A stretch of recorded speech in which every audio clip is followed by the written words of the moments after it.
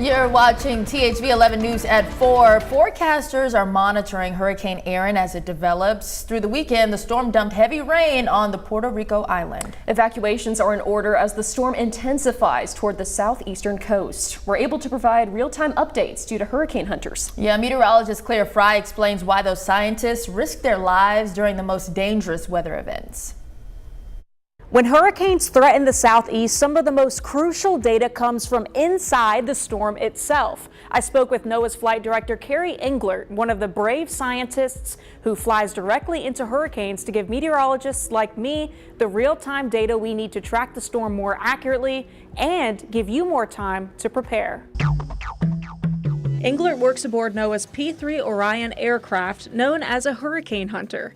Her role, guiding the plane safely into and through some of the most dangerous weather on Earth. We are the in-flight meteorologists who are responsible for directing the plane through the weather by examining our onboard radar, as well as really making sure that all of the mission objectives are met. Inside the storm, they launch instruments like dropsondes, drones measuring temperature, wind speed, humidity, and pressure from flight level all the way down to the ocean surface. That data actually is collected and transmitted in real time. It gets quality control checked and sent right off to the Hurricane Center for that model ingestion. So it gets read into the models twice a day, and all of that information then helps, again, create that better forecast for the track and intensity. That's something then that the public actually sees as that deterministic or that cone model that you see that is produced by the Hurricane Center or shown on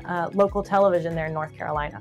All that real-time data is checked and transmitted directly to the National Hurricane Center, improving forecast accuracy, track, timing, and intensity. Observations can be limited, particularly out over the ocean, and when we get those observations in real time, so we're getting that in situ data, we call it, or that in situation, like while we're actually in the storm, we can then get all of that information into the models and back to the Hurricane Center. And the impact doesn't stop at the coast. In North Carolina and across the southeast, inland flooding, tornadoes, and damaging winds can persist long after landfall. That's why every pass through the storm matters. But the reason that we do what we do is to protect that life and property of all people who are in the potential path of a hurricane. So we want to ensure that that error is reduced as much as possible to better the track forecast, better the intensity forecast,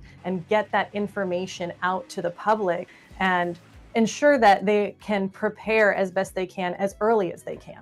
As meteorologists, we rely on model guidance, but we know that guidance is only as good as the data behind it. Hurricane Hunter missions provide the high resolution in storm data that satellites simply can't match. That's what sharpens our forecasts, strengthens public messaging, and ultimately helps communities stay safe ahead of the storm. That lightning there, that's kind of scary looking.